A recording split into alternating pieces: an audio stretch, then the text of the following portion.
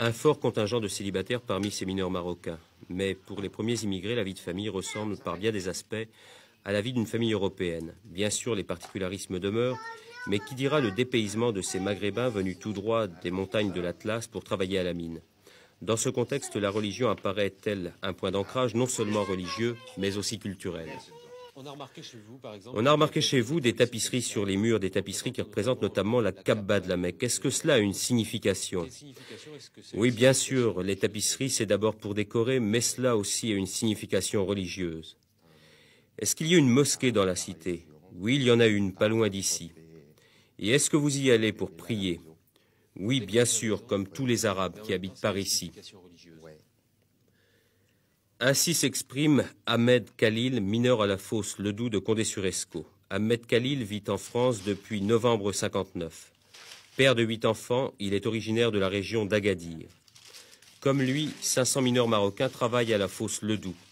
Au-delà, sur l'ensemble du pays minier, ils sont 3600. Il y a de cela quelques années, leur nombre atteignait 13 000. Aujourd'hui, mineurs pour l'essentiel, mais également commerçants et artisans, avec les familles, la communauté marocaine représente 45 000 personnes sur la région. 45 000 personnes regroupées pour une large part dans une amicale des travailleurs et commerçants marocains du nord de la France.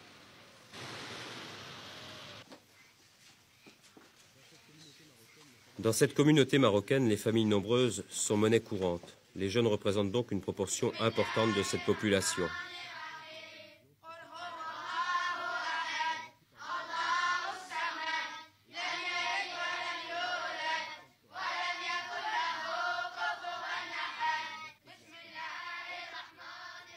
Pour les enfants, l'apprentissage de la religion se fait par le canal de la famille, mais aussi par le biais de l'école coranique. Aux 33 mosquées correspond généralement une école coranique dirigée par un imam. Les cours ont lieu le mercredi après-midi.